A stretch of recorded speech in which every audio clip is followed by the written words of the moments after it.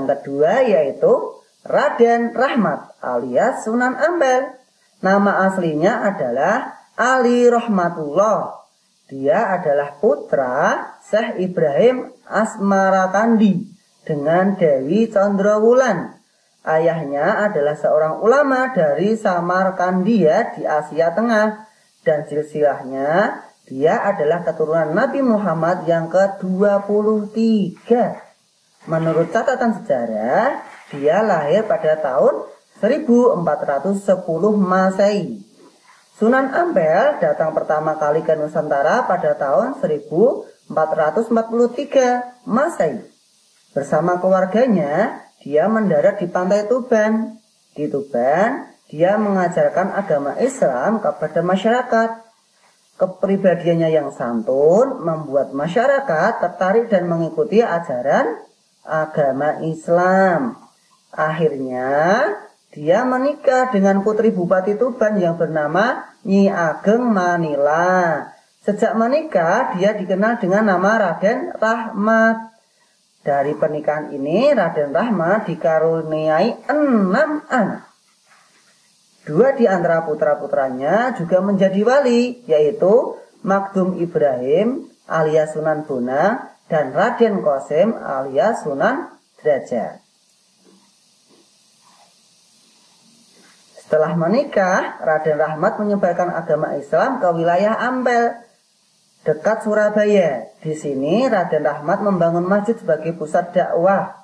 Selain masjid, dia juga mendirikan pesantren untuk mendidik masyarakat belajar agama Islam. Banyak masyarakat yang datang dan tinggal di pesantren. Sejak itu, kota Ampel menjadi kota yang ramai dikunjungi. Ajaran Raden Rahmat yang terkenal adalah Moh Limo. Apa itu Moh Limo? Moh Limo artinya tidak mau. Ya, tidak mau 5 perkara. Ya. 5 artinya 5 perkara.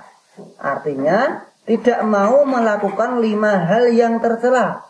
Apa saja itu ya? 5 hal tercela tersebut adalah 1. Tidak mau judi atau moh main. Tidak mau mabuk atau moh ngombe. Tidak mau mencuri atau moh maling. Tidak mau mengkonsumsi narkoba atau barang-barang yang memabukkan disebut moh madat, dan tidak mau berzina disebut moh madon.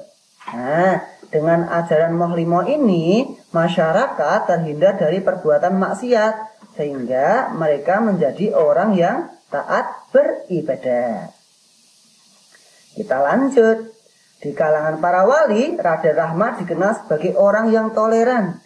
Dia menghormati perbedaan pendapat meskipun tidak setuju dengan pendapat orang lain. Raden Rahmat tetap bersikap baik.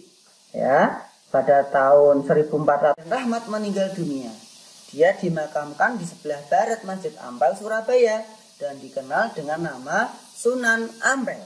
Sampai sekarang banyak umat Islam yang berziarah di makamnya. Oke, kita akan membahas wali yang ketiga, yaitu Raden Paku atau Sunan Giri. Nama kecil Sunan Giri adalah Raden Paku atau Joko Samudro.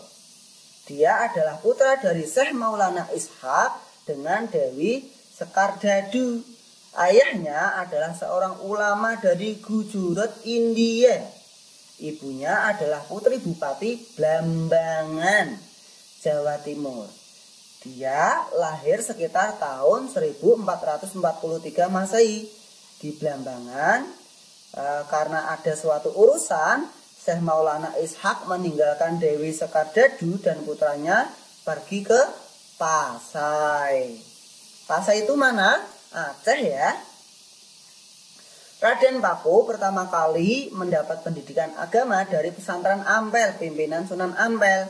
Karena kecerdasannya, dia mendapat gelar Maulana Ainul Yakin. Siapa adik-adik? Maulana Ainul Yakin. Setelah bertahun-tahun belajar kepada Sunan Ampel, Maulana Ainul Yakin dan Maulana Makdum Ibrahim dipanggil menghadap Sunan Ampel. Mereka berdua diutus oleh Sunan Ampel untuk menimba ilmu di Mekah.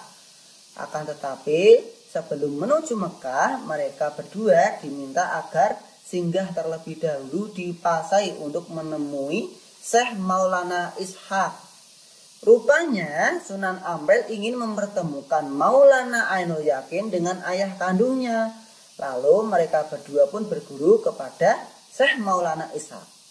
Setelah belajar selama 7 tahun di Pasai, mereka kembali ke Jawa. Pada saat hendak pulang, Maulana Ishaq membekali Raden Paku dengan segenggam tanah. Beliau meminta agar mendirikan pesantren di tempat yang warna dan bau tanahnya sama dengan yang diberikan. Sepulangnya ke tanah Jawa, Maulana Ainul Yakin segera mencari tanah yang dimaksud ayahandanya. Ternyata tanah itu cocok dengan tanah di daerah Giri Gresik. Kemudian dia mulai berdakwah dan dengan mendirikan pesantren di daerah Giri, sehingga mendapat julukan Sunan Giri. Pesantrennya menjadi pusat kajian ilmu tauhid dan fikih. Dalam menyebarkan agama Islam, Sunan Giri menjaga kemurnian akidah. Dia tidak mau menerima adat istiadat yang bertentangan dengan ajaran Islam. Nah, di kalangan Wali Songo, Sunan Giri dikenal sebagai ahli politik dan ketatanegaraan. Dia menyusun peraturan ketatanegaraan dan pedoman tata cara di keraton. Karya inilah yang kemudian digunakan di kerajaan Islam seperti Demak, Pajang, dan Mataram. Sunan Giri wafat pada tahun 1506 Masehi. Makamnya terletak di Desa Giri, Kecamatan Kebomas, Kabupaten Gresik, Jawa Timur.